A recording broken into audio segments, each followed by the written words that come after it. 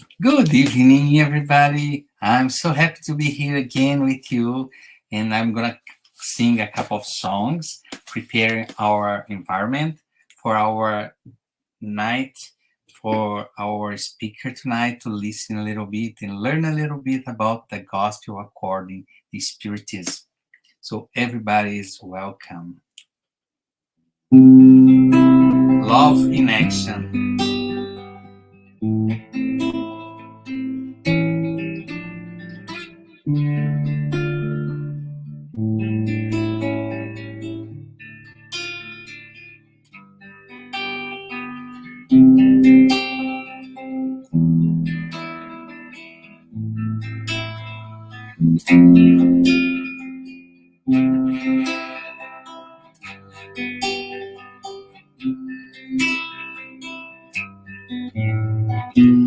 Oh Jesus, here I am. Just say on the floor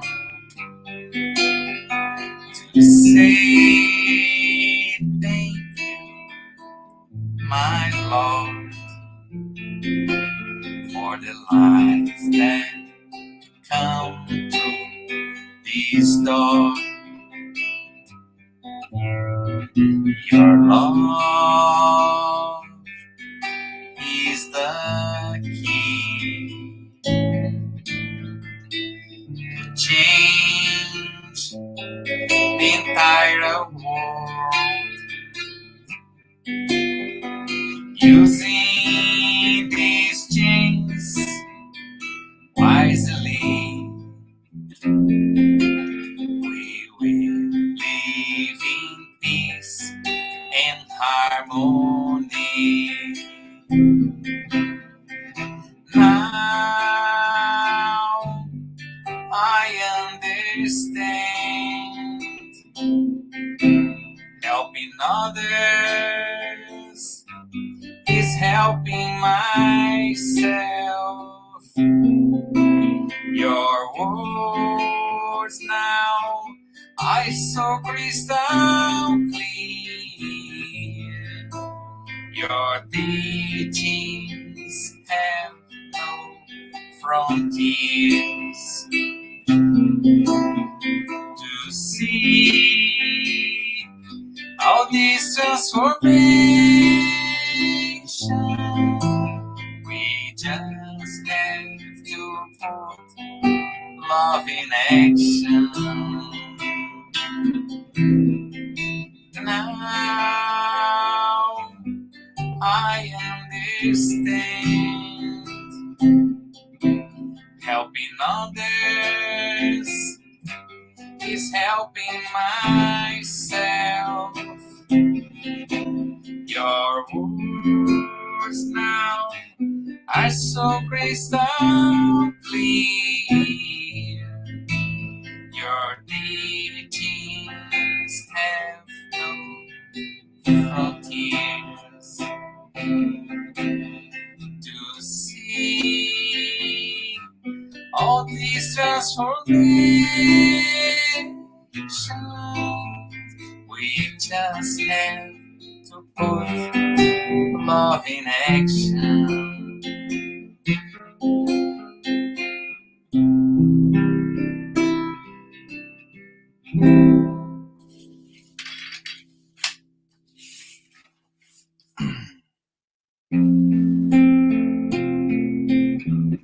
Vibrate.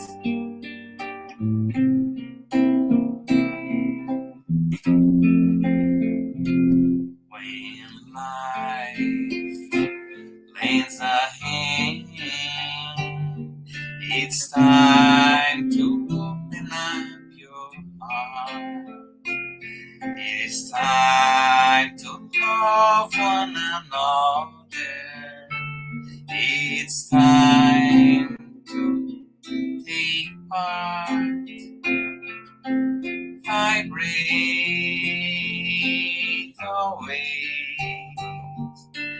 loving and serving everyone. Vibrate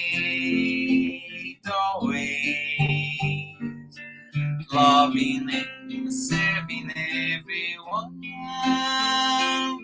When we give our heart in charity, our lives are transforming into song.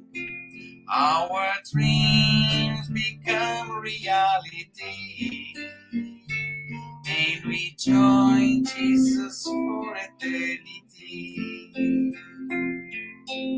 Vibrate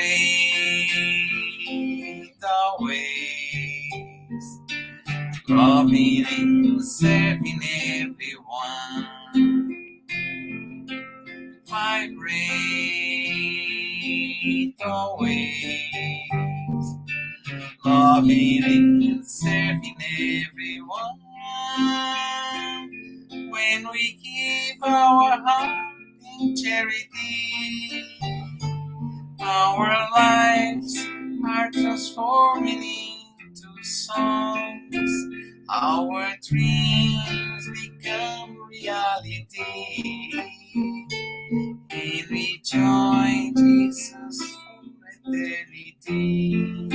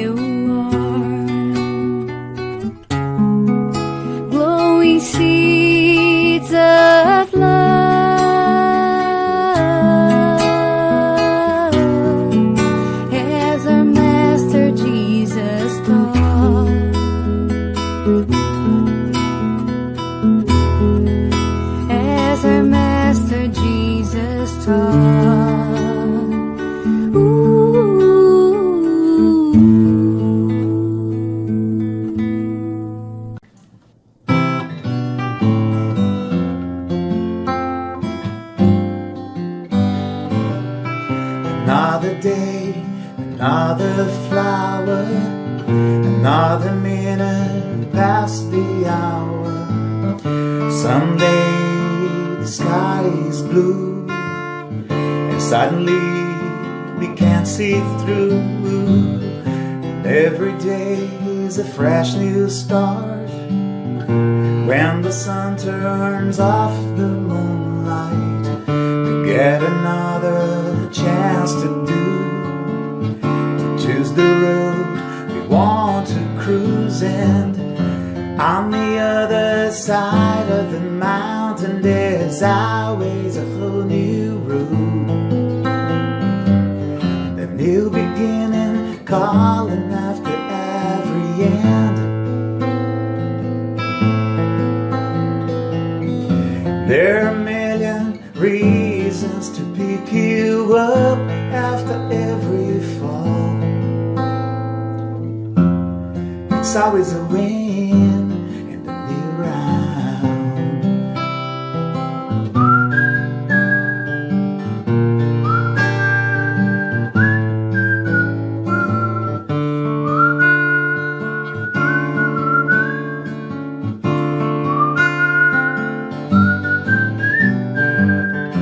On the other side of the mountain, there's always a whole new road, and a new beginning calling after every end. And there are a million reasons to pick you up after every fall. It's always a win in the new round.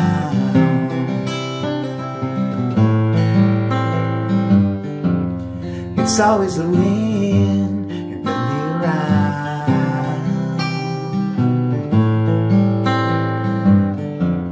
It's always a win in the new round.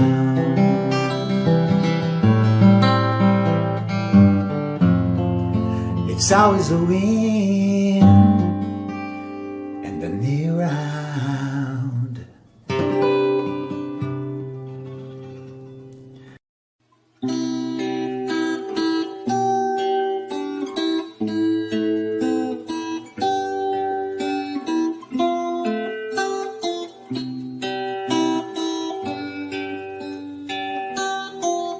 When I go in to pray, I look for my good Jesus. And when I close my eyes, I can feel all His light. I open my heart for all He has to say. He shows me the best way I can enjoy my life.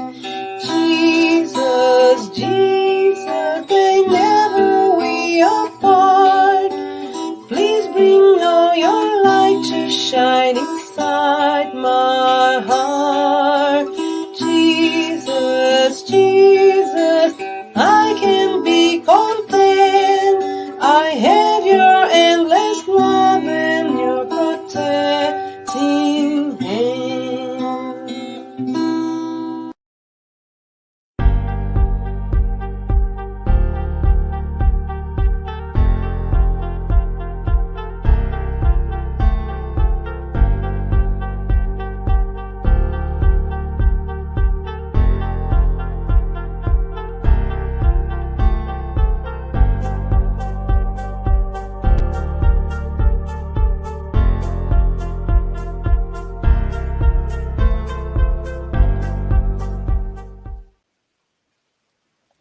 Good evening, everyone. Welcome to our public meeting. We thank everyone for joining us tonight. Before we start, we would like to share a couple of announcements. We ask you to turn your phone notification off and find a quiet place during this time if possible. Our meeting will have a 30-minute presentation followed by Q&A. After the presentation, we will also have a spiritual treatment with passes and magnetized water. So we invite you to set aside a container with water to be magnetized.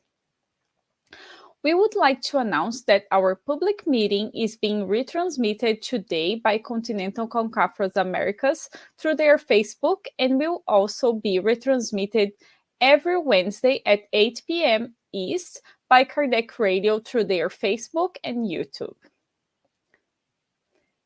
And now we have a special invitation for those who want to learn more about Spiritism. Get to Know Spiritism is a free and online course that happens every Saturday at 5:15 p.m. East. New classes will be starting on fall, and more information will be given soon, so stay tuned if you are interested. We offer now virtual live gospel at home. Did you know that? The gospel at home is an effective support for you and your family's spiritual harmony. We will motivate and guide you in establishing and maintaining the gospel at home study meetings. By posting in the chat, you can request it. So please let us know. You are also welcome to include you or someone else's name on the list of positive vibrations, incarnate or discarnate. The person you indicate will be assisted by good spirits to provide healing energy and strengthen goodwill. Please find the link in our chat. And we also would like to let you know about the coming Alta de Souza Fraternal meeting that will happen in Winnipeg, May 20 and 21st. So we are very excited for this event, and we hope that everyone that is interested can attend and enjoy this event and all the talks that we will have. So the main topic, it will be Charity the Way, and other topics will include such as Spiritism Center, family, vices and depression, and the practice of the Alta de Souza Fraternal campaign. So the link for registration is posted in the chat, and you also can use the QR code in the screen to scan and register. We hope to see you there. And now the topic of today's meeting will be true ownership. And this is items 9 and 10 from chapter 16. You cannot serve both God and mammon, which will be facilitated by our sister Anna Oliveira from Alabama, USA. Everyone is welcome to write comments and questions in the chat, and we will address the questions at the end of the talk. And now I would like to invite our tonight's speaker to the opening prayer, but also to invite her to the floor so she can give us all the teachings about these specific topics. Welcome, Anna.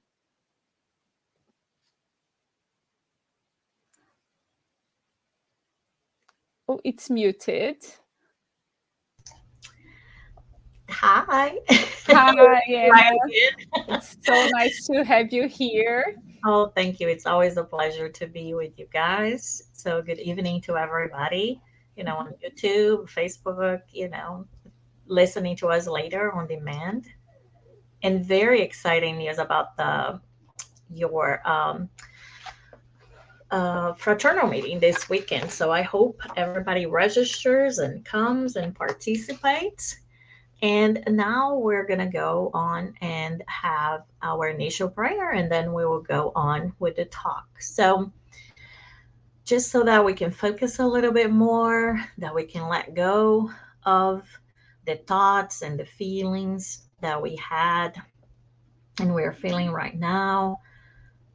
If you want, close your eyes, take a deep breath, and bring the image of our Master Jesus into your mind. Lord Jesus, we thank you for the opportunity to be together learning about your gospel. We ask you, Lord, to help us understand your message, to help us live it too. It starts with learning it, but also the ultimate goal is so that we can be living examples of your message And it can happen, just like Paul said, and it will sure happen one day when more of you, Christ, will shine through us and less of ourselves. It's actually what's going to be forthcoming. May God bless our families. May God bless our efforts in the good. May every soul, incarnate or discarnate, that is asking for something, that it's sending a prayer to God, be actually answered, not from the merit that they might have, but according to the law of love, justice, and mercy. Thank you for this opportunity, and may we enjoy this time together and learn together from you, Jesus. And so be it. All right, friends, it's always very, very nice to be with you all. Let me see if I can put my slides in here. I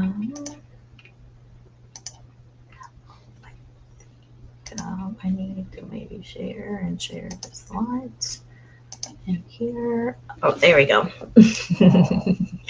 All right, so we are going to talk about chapter 16 of the Gospel according to Spiritism.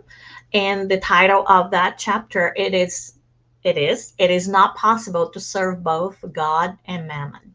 So it is a long chapter. And so I want just to review a little bit. You actually talked about this chapter for a little bit. We're going to have this section today. We're just going to talk about items 9 and 10. And you're still going to continue with this chapter for another, meeting. So like I always say, every time I talk, if you don't like it, if you feel like, oh, that's not very good, hang in there. Don't give up, because next week will be somebody else, somebody better. So as long as you don't give up, things will get better, right? So in the first part of this chapter, Kardec actually uses a lot of parables, right, to talk about this topic. So one of the first ones that he talks about is the salvation of the rich. And I don't know if you remember that, since it was in the beginning of the month, I just thought that why not we just very quickly go through them. So that one is a very interesting one. You remember that young boy that he comes to Jesus and he asks what he needs to do, right, to actually have eternal life. I'm looking in my book right here. I hope you can, I really invite you to read the whole chapter too. So he says, what can I do, to have eternal life? And then Jesus says, well, follow the commandments. He says, well, I've been doing that. And then Jesus says, oh yeah, so if you're already at that stage, then, leave everything you have and just come and follow me. And then he gets really sad, right? And who cannot relate to that? Because he was very rich and he was not actually ready to take that next step. Then the other parable there, talking about preserving yourself from avarice, right, is that part of the Gospel of Luke, where there was this man who wanted Jesus to actually be like the judge, and tell my brother that he needs to split this inheritance with me. And Jesus is like, what? Like, can you imagine if you had a chance to see the Lord and be right in front of him and you would ask him to do that for you? I mean, that's such a waste of a good opportunity, right? But then Jesus, taking that teaching moment, actually talks about this, this parable where this man is doing so well. And he thinks, well, I have all these grains, right? So my harvest is doing really well. What am I going to do? Well, I'm just going to get a new barn and accumulate everything there. And what happens? He dies. And then once he dies, then he lost everything, right? Because he cannot take that with him. And hold on to that thought, because this will be also a theme that we're going to talk about today. It's like, what is really ours, and what is actually something that is so um, valuable that we would take from this life to the next life, or from the material existence we are living right now to the spiritual world that is the true life, right? That is the only life. We're here just momentarily. There is like our home. What would we take once we go there? And then one of my favorite ones too, I don't know, I might tell you I'm sitting down, so sometimes you might not know, but I'm kind of short. So I always sympathize with Zacchaeus, right? He's kind of very brave too. He goes up in the tree, even though people don't like him because he's the one who tells them, that they have to pay taxes, and, you know, he's taking the money from them, and that's his job. But he sees Jesus and he's like, okay, I am going to, call him.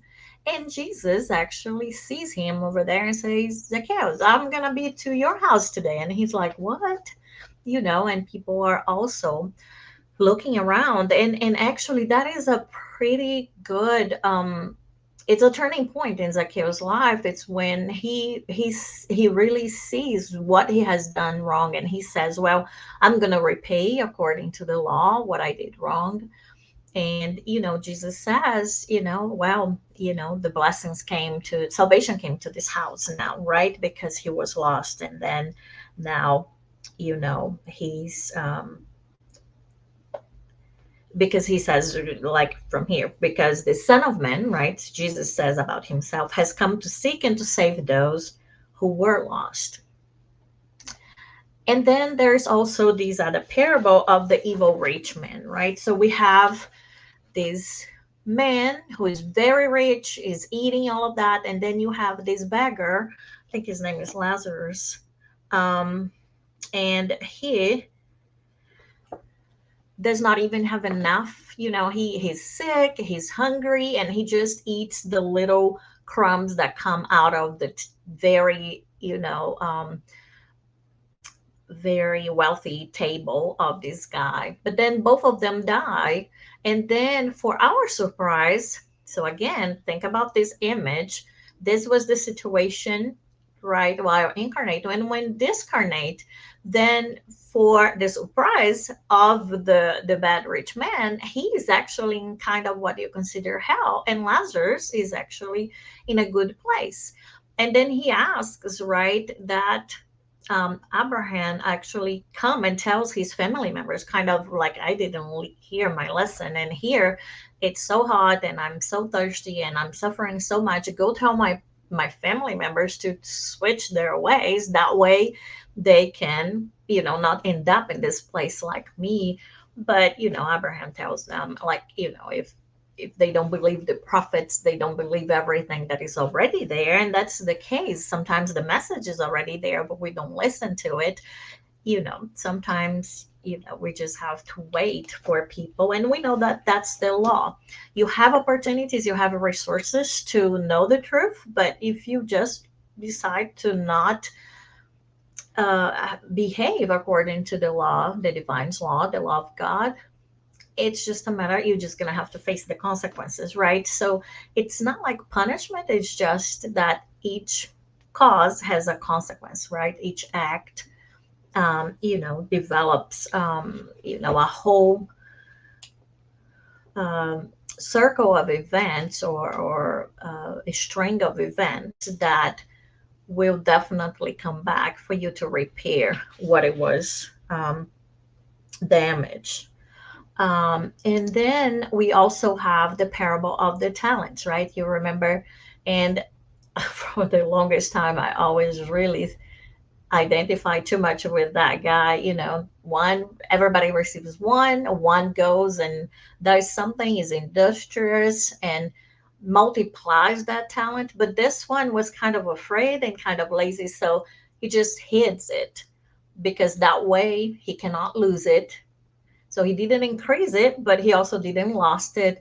But then, the Lord there, the master who gave him the talent, actually does not like that, right? And then it's where we see at the end that says that for those who much were given was given, much will be asked, right?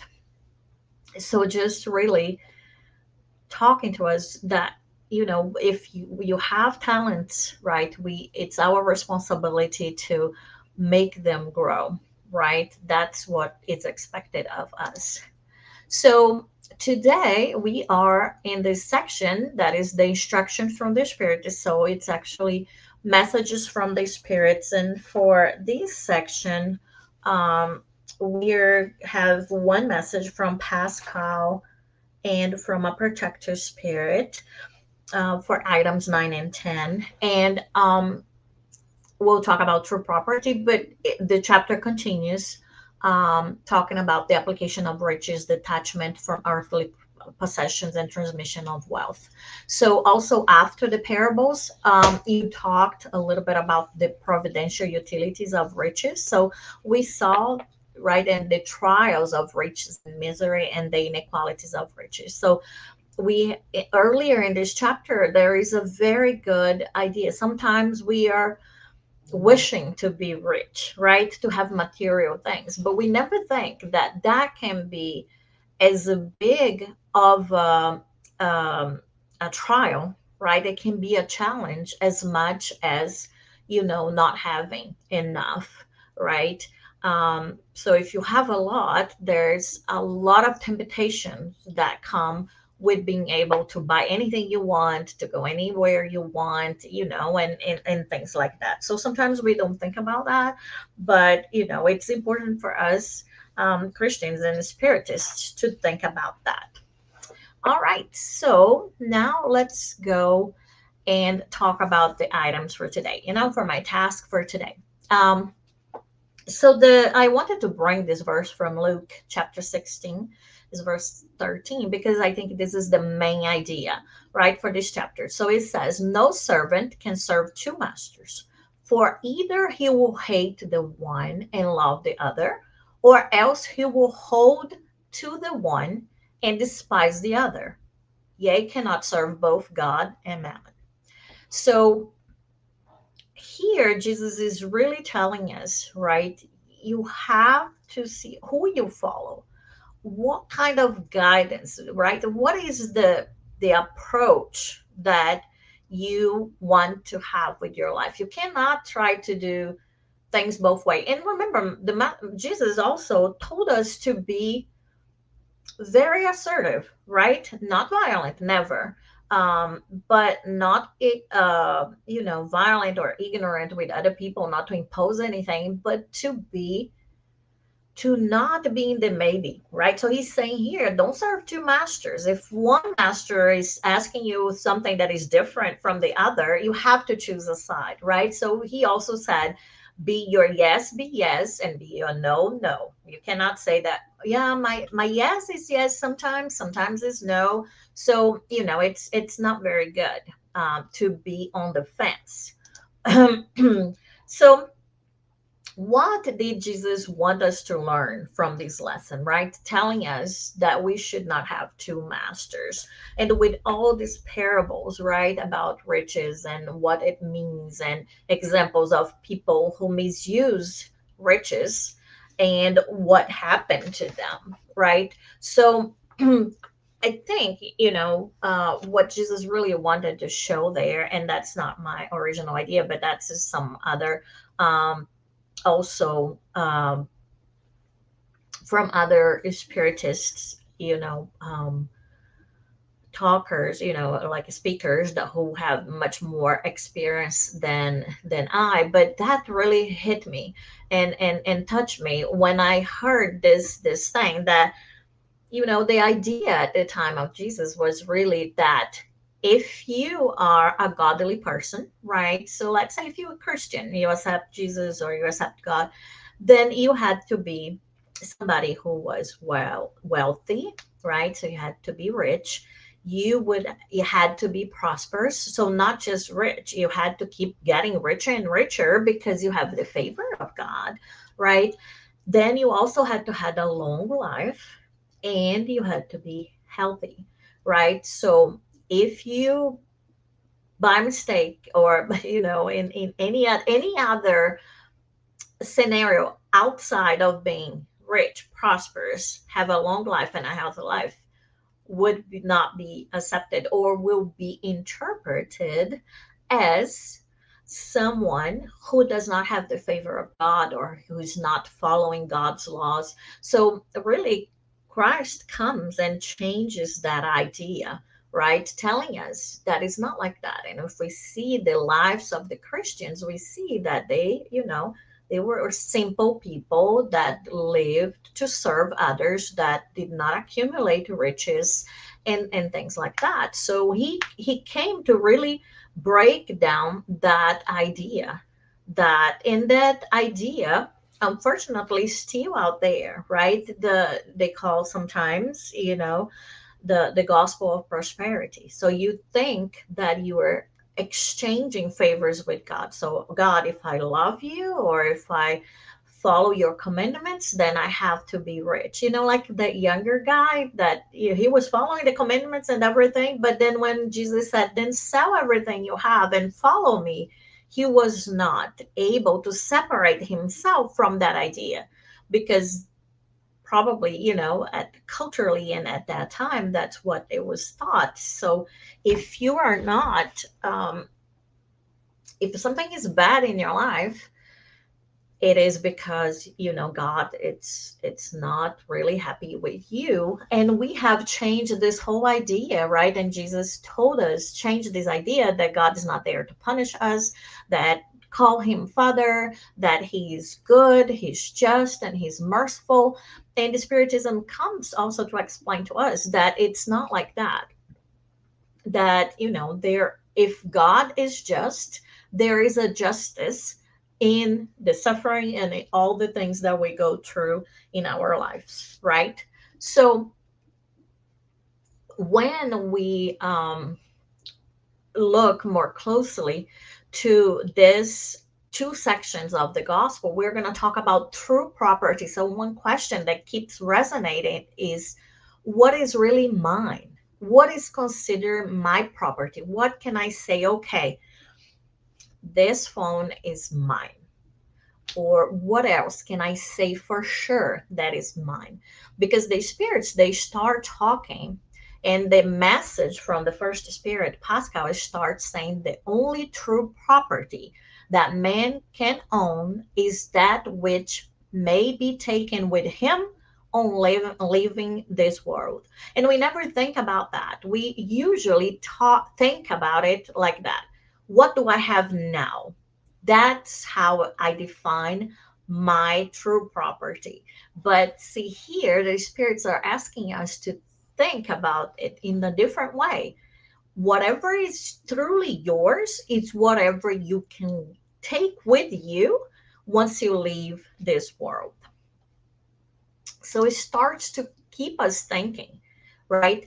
This spirit remind us that what is found once we incarnate, when we come to this beautiful blue planet called Earth, and what we leave behind when we depart, when we die, or when we discarnate, it's enjoyed while living here, right? So those things were given to us kind of those are not true true things that we own, but we borrowed, right, for the time that we were here. So the spirit continues in this message saying, therefore, as humanity is forced to abandon all worldly possessions, it can be inferred that it has no real ownership of riches, only their temporary usage, right? So whatever you consider most valuable materially to you, that is not something that you can take, right, with you. That is only something, that a resource you have that you can use temporarily. So what then constitutes true property? This question is in the message itself, but I really wanted us to think about it. What it is really constituted true property? What it's really mine? So I'm Anna. What is really mine? What is my true property? So maybe you're thinking, well, if I have my house is mine, right? It's mine. And remembering I'm here in Alabama in the US, so we have the American dream, right? You have your house, your car, your job, your family. So, but what if a tornado comes? Maybe, and if I don't have insurance, something happens, I might not have that house anymore, right? Also, if the stock market comes down, I lose my job, that house might not be mine. So I cannot really say that that is a true ownership. And then you'll be thinking, okay, so nothing material, but maybe the people that I love, maybe my son or my husband, those are really mine. Are they? Right? Is that the best way to think about them? Well, sometimes they can die, right? And then we feel that void and everything, and we cannot really hold it. And once we discarnate, we are not going to take our house either, or we're going to take our loved ones with us. And the thing with the loved ones too, I mean, sometimes it's a sad thing to think, but sometimes they grow up, right? Kids grow up, they go live their lives, they are going to build their own families. So how can I say that that is mine, right? That we also learn in the gospel that we need to think about our children as children of God, not really mine in that sense. So, you know, hopefully this is clicking and making you think what is really yours, because once we think about that, it can change our whole perception of what is important in life, right? So the message continues saying that nothing which is for the use of the body, but everything which is for the use of the soul, such as intelligence, knowledge, and moral qualities. So in my example, for example, the loved ones, they are not mine, but the respect I have from them, it's is mine. The good that I do to them, that is mine. I can take with me, is part of me, right? So the love that we build, that is mine. But you see, it's something that takes it's related to the moral qualities and things more of the soul. So this is what man brings and takes with him, which no one can take away, and which will be far more used in the next world than in the present one. So, in the continuation of life, that's going to be more important than it is right now. So, those are the things that I take with me, right? So, again, what it's really my true ownership, what it's really mine, what are my treasures, right? What are the things of value that it doesn't matter where I go, I can take with me. I cannot take my house, I cannot take a car every place I go, right? And especially once we discarnate, when we make this passage from this material world to the spiritual world, can you really take those things? What am I valuing and building here that I'm not even gonna be able to use in the afterlife, or that I'm not even gonna be able to actually take with me, right? So the spirit also tell us in this message that it's up to each one of us to be richer on our departure than when we were on the arrival in this world. So remember the talents, the parable of the talents, right? So it is up to us. Are we going to just hid our talents and not do anything so that when we discarnate, okay, we're on the same stage? Or are we going to really work and actively try to produce, 2 times more or 10 times more of what we got here, right? So, and also it's our obligation to be richer in our departure from earth than we arrived, because the future position, right, my situation in the afterlife will depend only on the qualities that I have gained in this present life. So that's why it's so important, right, to live every minute, right, to not anticipate in any measure of time or any shape or form this departure, because any moment is precious, because I can do something different, something better that will impact my next chapter, right, my next life. So he reminds us and puts this idea that if you're traveling, right, you wouldn't put in your luggage everything, right? We all have traveled somewhere, even a small trip or a bigger trip. You have to do some planning. Usually I'm packing last minute, so I just putting everything there and thinking what am I gonna need to use. You can't do much of that anymore because now you pay for an extra bag, right? So you only have one and you carry on, and you have to think. Like if I'm going to Brazil during the summer, if I'm taking jackets and coats, that's not gonna help me because I'm gonna probably fry or melt because it's gonna be too hot, right? So the spirits reminds us that we put in our luggage only things that will be useful in that place, right? So things that you can buy there you will not put, things that are not available there maybe you take it from here there.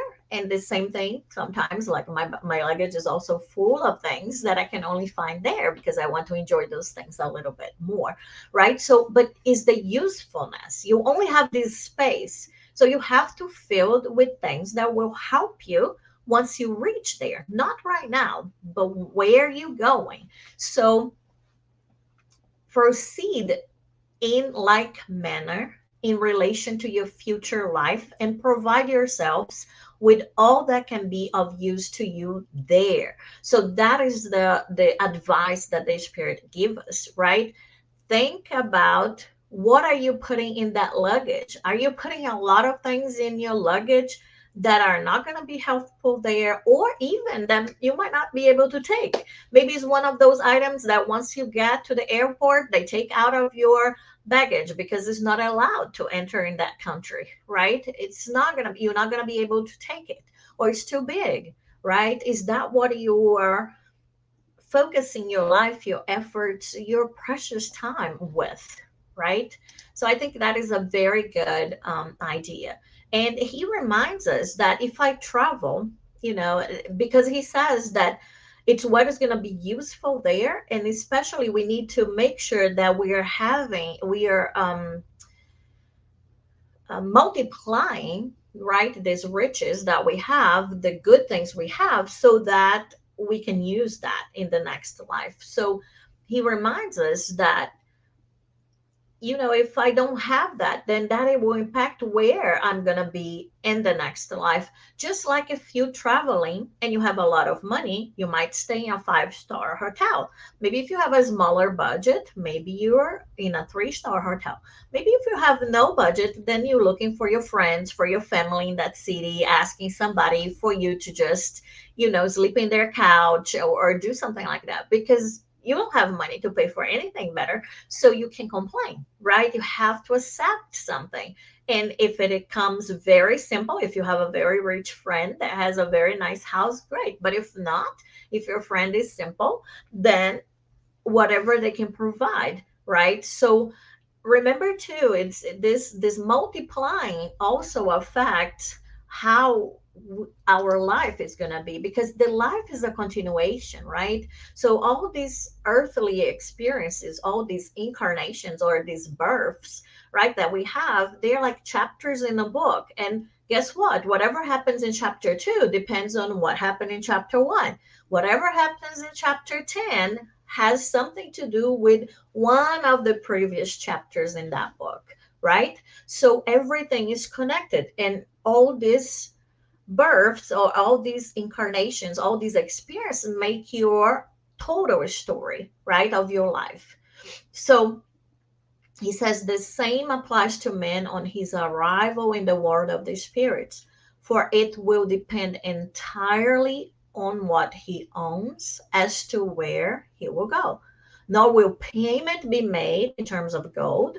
Nobody will ask what they had on earth or what position they occupied, or even if they were a prince or a pauper, right? What then?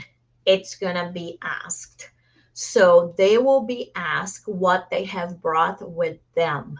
Neither worldly goods nor titles will be valued, right? Only the total sum of virtues acquired. So when we're thinking about those talents, let's not think about money, house, how many hours, how many degrees, things that are material. No, let's think about virtues that we have acquired.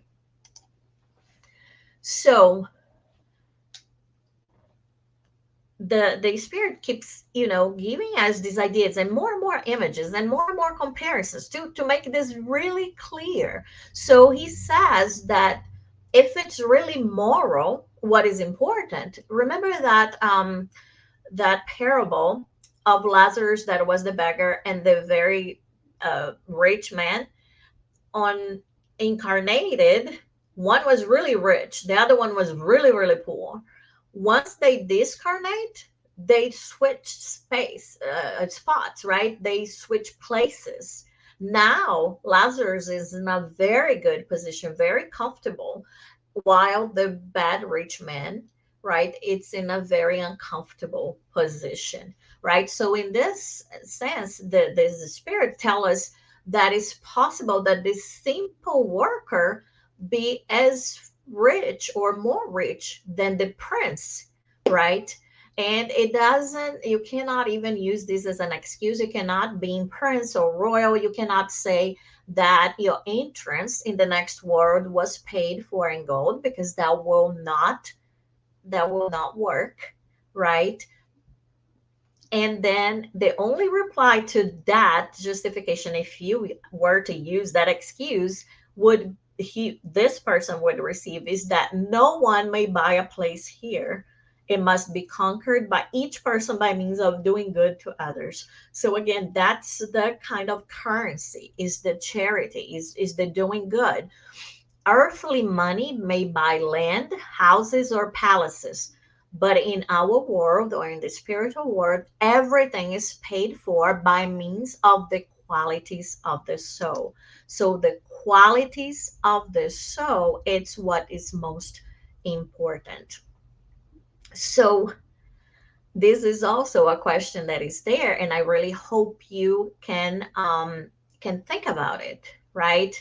um, and of course, I'm not, it's not a quiz. I'm not asking you to put in the chat or to reply or to say anything like that. What riches you have, if you have this so riches, right? These qualities, these moral qualities, that actually it's our true treasure, and it's something that we can take with us. That is our true property, right? We can really say with all the letters, with, you know, very, in a very assertive way, that is mine, because you conquered that, right? You worked for it, and you conquer that, is your merit, right?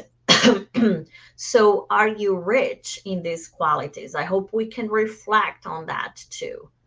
And the spirit says, then you are welcome and may go to one of the high places where all kinds of happinesses awaits you. But if you are poor in these qualities, then you must go to the lower places, where you'll be treated according to that which you possess. So just as my final slide, and again, remember, if you are just looking at this part of the gospel, go back. I invite you to read the beginning of the chapter. And if you said, oh, I kind of like the message because it's the message of the Christ, but I really didn't like that lady, fear not. Next week somebody else will come and pick it up, and they will do a better job. But remember, here is the key thing: no servant can serve two masters. So who are we following? So we are servants of which master? Because remember, the choice is open. Can I choose whatever I want? Yes, you can. But you cannot expect to choose one thing expecting what that choice is not going to give you, right? So you cannot plant watermelon and expect to harvest oranges or pineapples. If you are actually planting watermelon, you're going to harvest watermelon, right? So you cannot be serving God and expecting a lot of material things, because that's not how it works. And you cannot be serving mammon, right, or all these material things, and that's what you work for. That's where you put your energies, what you put your efforts, you put your best, time and health and everything, and then expect to be growing spiritually, right? So is really a choice. It is. But once we are making this choice, we need to know exactly what we want. So think first of your purpose. What do you want to do? And then choose, right, which path or which master to follow, right? So I really thank you all for listening. And I really hope that we can be thinking about those things. I cannot tell you how many times I actually listened to or read this chapter, but every time, it's a good reminder for all of us. So I thank you very much for listening.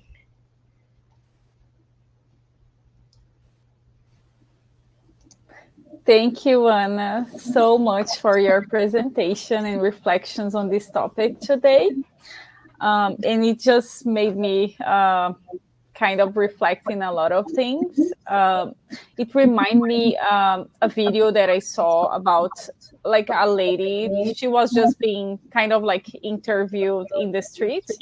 And I think the question was something like, oh, what do you think is the most important, or some kind of like life advice. And she told that she was married, and she and her husband, they were really wealth, and so they had like a bunch of things, right? So then he got sick and passed away, unfortunately.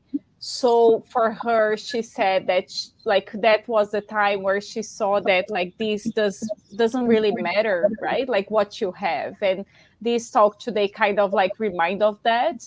And it's really something that we need to be constantly, right, reminding ourselves, because it, especially I feel like here in North America, we are really used for to, like it's so easy access to buy stuff and everything, right?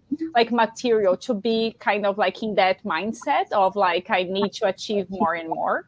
Right. And in the end, like you're saying, right, like they are treasures for the spirit, that those are the ones that we will still like keep with us, right?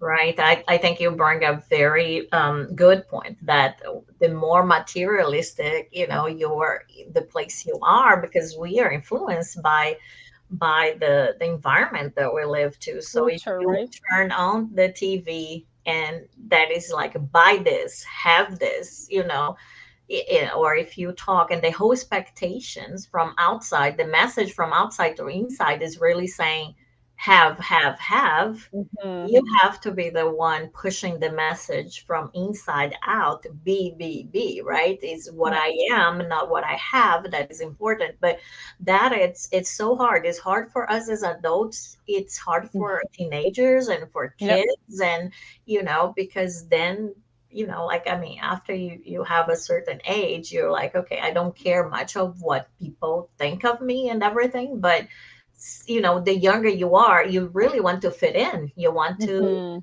to please others. So it's really those two masters there, right, pulling you in one direction or the other. So there's more and more self-reflection that you have to see and think, where do I want to be, right? What do I want to do with my life? Is this really just materialistic way of living?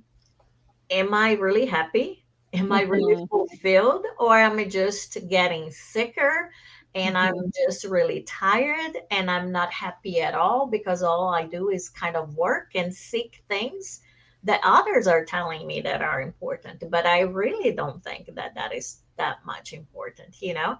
Mhm. So, and really not miss a single moment, right? And so sometimes we really have to be nonconformists, right? So you have to hear the call from outside and really seek inside of yourself and see what you believe and what makes you happy and just strive for that. It's a battle, right? It's Yes. not something simple. That's why it's good to reflect and to study and to read, because maybe some weeks is easier but others might be, Yeah. there's more temptations there. Yeah, So definitely. And that knowledge that you brought to us from the spirits, that we are actually like, it's not our things, right? Like it's just a resource that we can use while we are here, right? So that's kind of the way I try to remind myself, is that like, okay, yes, I'm working, I'm having, my money, I'm having my things, but like in the end, like the job can be gone and things can change, right? So that's a good way to kind of start on this pathway of detaching ourselves like from those material things, right? right, exactly. It's all borrowed. Yes. So we have some comments and questions. Mhm. Just a moment. So the first one is from Rodrigo Villar. So he asks, how can Spiritism teach us to value what is important in the spiritual world? I know you speak a little bit about that, but if you can just give us. Yeah, sure. So Spiritism, I think from the tenets, right, from the basic things, like first of all, I think already just telling us that there is a spiritual world and showing, right, through mediumship and a lot of literature that really the life goes on. I think that is one of the main things, because if you really don't believe that there is an afterlife, right, then of course, why not just enjoy everything and collect and Mhm. but also that yeah, you have a chance, so there is a reincarnation, but everything that you do in one birth impacts what it's next. So I think another also very important um you know uh another tenet of the Spiritism, and one of the basic principles help us to approach our lives, right? Because all we learn with the Spiritism, like even with this talk, it's very nice to know all these parables and everything, but I guess what we really are seeking is like, what do I do with that Yeah. I'm learning, right? What is that? How can I apply that to my life? How can that change my life? Or what I can take this from me and I actually will practice that. So I think that because the Spiritism talks and reminds us all the time that we are immortal spirits, we are not just this body, right? So now I am Anna this way, but maybe, my last birth I was not, maybe my next birth. So it really helps us focus on what is more important. So, our nature is of immortal spirit. So we have to seek more of the spiritual things than the material things, because the material things are temporary. Mhm. And the last one is from Publio, and he says, according to the lecture, do we have to abandon the material world and live only the spiritual world, or we have to conciliate both to help us develop our spirit soul? I love when the question comes with the answer.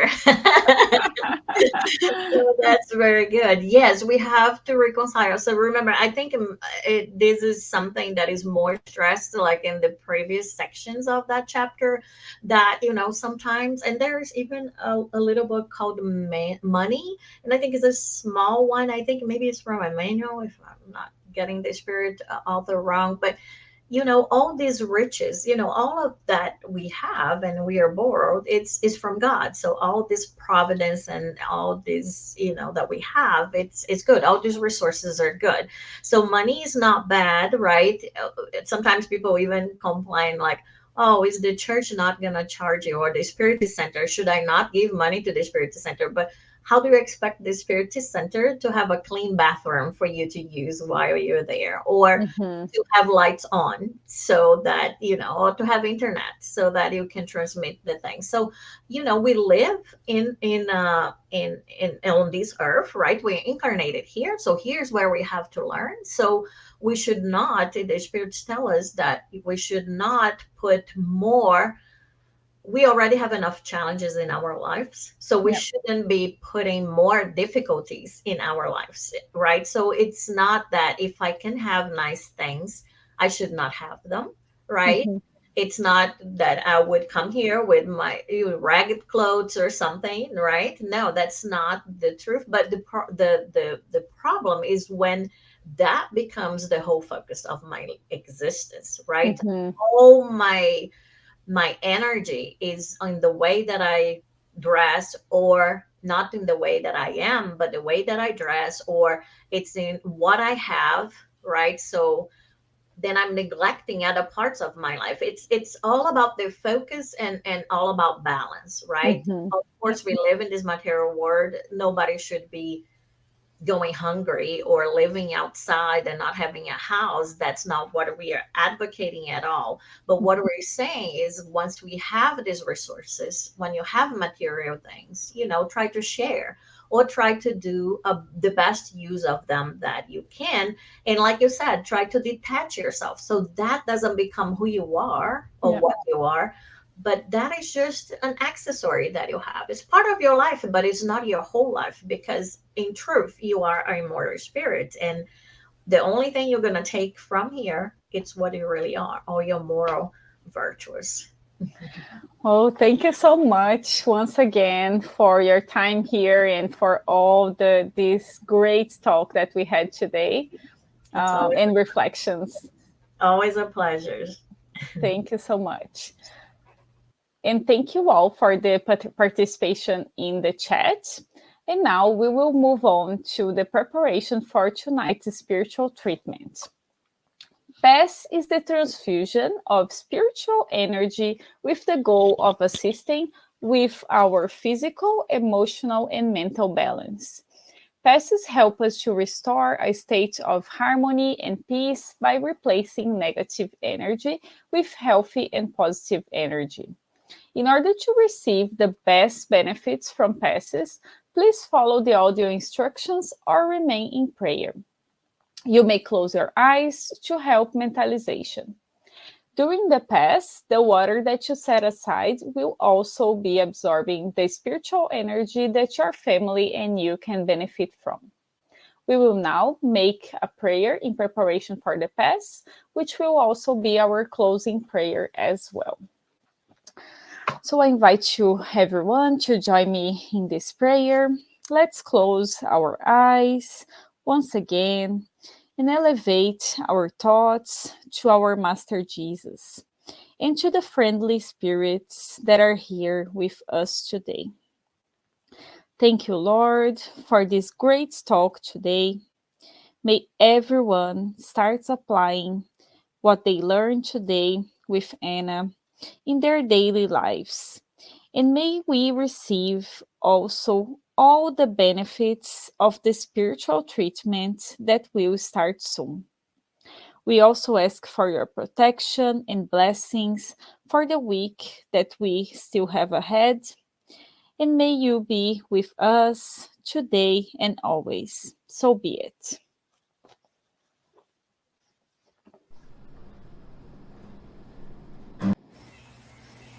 Let us now prepare ourselves for the moment of the passes and the magnetization of water. Let's now calm our hearts, breathing in and out. Pay attention to your body. Focus on your breath, and let yourself be carried by this energy. Let your thoughts pass by without judging them. Let them flow. Allow this light to be the beacon that guides you, and allow these words to penetrate your energy. Make each word an anchor of gratitude faith and trust. With the purpose of healing, which takes away my faith, healing every feeling of separation, of pain, let it all dissolve in this moment, leaving only love, gratitude, and trust. We ask God for the presence of our guardian angel and the friendly spirits who welcome us into this enlightened environment of our Spiritist Center. We open our plexus of love and forgiveness by mentalizing a light surrounding our hearts. Find a quiet and comfortable place to begin the mentalization process. Remove all worries from your thoughts. We ask that during the pass you breathe slowly and deeply. Let your body relax and surrender yourself to a deep meditation. Calmly imagine divine energies in soft and colorful light surrounding you in an environment of peace and spiritual warmth. Entrusting God with your most intimate desires, raise your thoughts to Jesus and the emissaries of the spiritual environment. The path begins with the cleansing of your soul.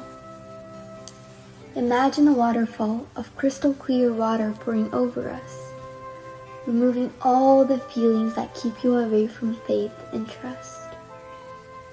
Feel the energy of this water bathing you and deeply breathe in, feeling peace and harmony. Allow this water to wash away all the impurities and spiritual larvae, washing away all the sorrows and resentments, any feelings of hatred and revenge that hold us back and cause us harm, not only from this life, but past ones as well. Now visualize spiritual doctors around you, applying magnetic cleansing passes, sanitizing your spiritual body of all sadness and negative energy. Mentalize these negative thoughts and feelings being washed away, evaporating from your soul, like water evaporating into thin air, and being carried far away from your mind. Surround yourself with the faith that bathes your being, bringing clarity and lucidity, rebalancing every cell in your body. May the water envelop all pain and bring the clarity of opportunity that chooses peace. The answer arises in our hearts, freeing us from all evil and freeing all whom we have caused evil into and who have caused us evil, washing away all the connections that bind us. Even though we may not understand, we are freeing ourselves from all that causes us harm. Feel this cleansing penetrate your soul and release.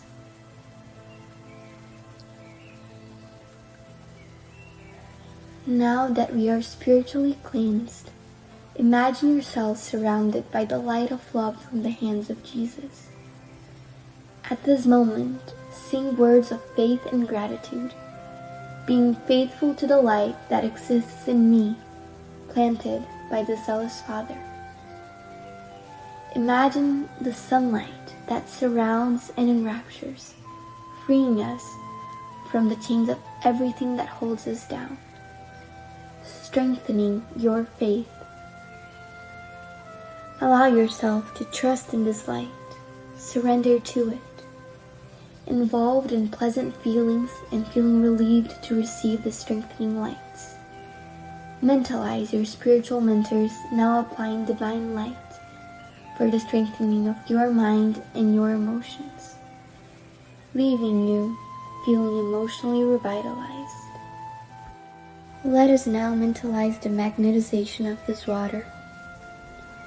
May we mentalize all the friendly spirits, magnetizing this water and filling it with everything that our bodies, minds, and soul need, so that it may be of help to us when we drink it after the Pass. Thank you, God. Thank you all for joining us tonight. We will be back next Tuesday here on Spiritism Canada and Continental Concafras Americas at 8:30 p.m. East, and next Wednesday on Kardec Radio at 8 p.m. East. Don't forget to follow us on Instagram, Facebook, and YouTube from Spiritism Canada and Spiritist Group Paths of Light. Have a good night.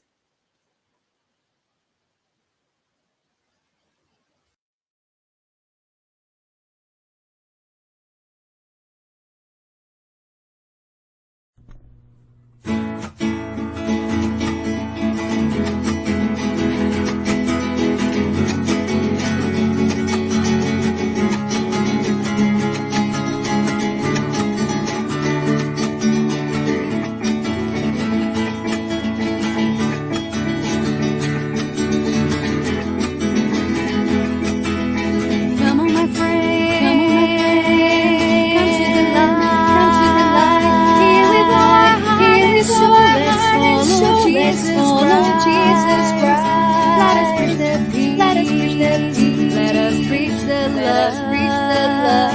And this world already wonderful will be much more. Get up. Look at the sky. In the earth where the flowers bloom with sunshine.